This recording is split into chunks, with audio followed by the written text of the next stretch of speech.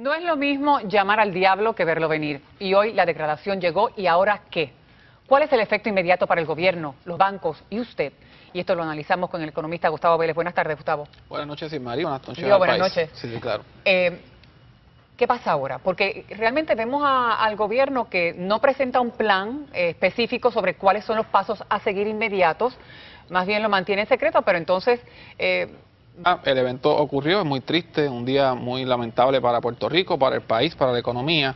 Y ahora yo creo que el paso debe ser empezar a articular un plan que le permita al gobierno mitigar los efectos a corto y mediano plazo de esta degradación. ¿Cuáles son esos efectos a corto y mediano plazo para los ciudadanos comunes? Sí, manteniendo las operaciones estables, las operaciones gubernamentales, que se pueda ahorrar la nómina del gobierno, el pago a los suplidores, el Banco de Fomento, que es uno de los elementos más importantes detrás de esta decisión, que señala Standard & Poor's de que está en una posición de debilidad, de liquidez, ¿verdad?, para poder apoyar el resto del gobierno. El Banco de Fomento es el agente fiscal del gobierno de Puerto Rico. Así que lo que estamos viendo es que el banco del gobierno está débil, y en la medida en que ese banco esté débil no puede auxiliar a las corporaciones públicas, al propio gobierno central, y eso es muy peligroso porque al gobierno no poder acceder al mercado de bonos, que es el efecto inmediato de esta degradación, o accederlo a unos costos muy altos, unas tasas de interés muy prohibitivas.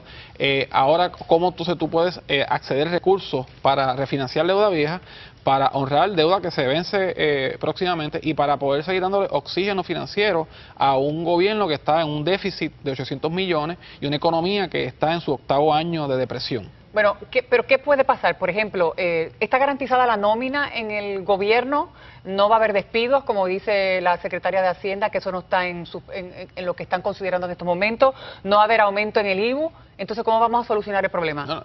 Yo no creo que ninguna de esas cosas se pueden garantizar ahora mismo. O sea, ahora el gobierno tiene que decidir cómo va a mantener esa liquidez. Por ejemplo, si no pueden tener nuevos recursos para poder honrar estas deudas que se vencen o refinanciar deuda, ¿verdad?, que va a vencer en estos próximos meses, van a tener que hacer varias cosas. Número uno, bajar el gasto.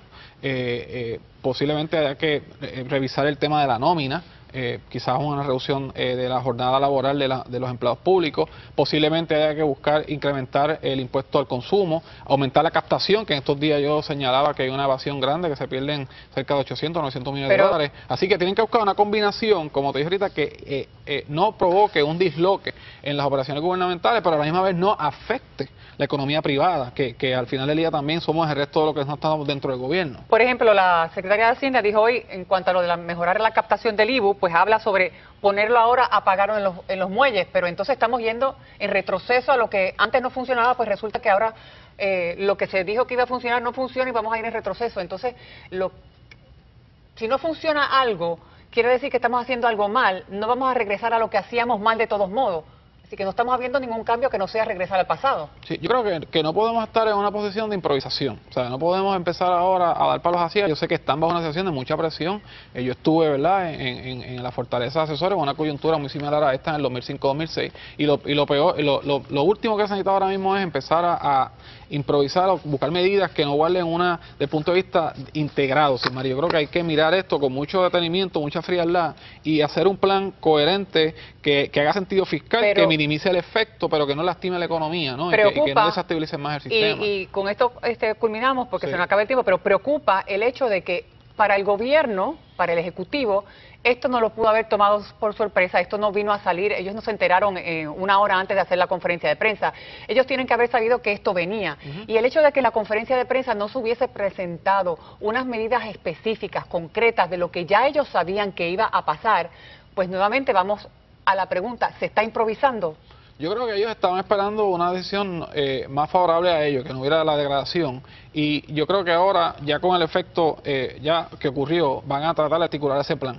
Quizás tienen un plan que, como te dije, un plan que nadie sabe. El plan que permita mitigar esto. O sea, yo creo que tienen que mirar tienen que mirar el panorama completo. O sea, tienen que mirar, y yo creo que un planteamiento que han hecho es reenfocar ahora, sin Marí, que es lo que no se ha hecho, la reactivación de la economía. O sea, yo creo que por otro lado... Pero no hay un plan no sabemos cómo vamos a enfocar nuestra economía para reactivarla, porque todavía tampoco se ha diseñado un plan en esa línea. Porque han operado en estos últimos... Apagando fuego. Apagando fuego. El gobierno anterior y han estado bajo una presión de estrictamente la parte fiscal. Ahora tienen que, se quitan ese peso de la degradación, tienen que atender el tema fiscal para evitar que el gobierno colapse, pero reactivar la economía, y más importante, que las fuerzas políticas que veo ahí, la retórica clásica, que deje de ser retórica, y los dos partidos principales se sienten en una mesa y convoquen a Puerto Rico a un diálogo. ¿Se repetirá la historia del 2006 o hay liquidez? Llegó el día más oscuro que este país quería que no ocurriera, y ocurrió. ¿Va a haber un cierre de gobierno?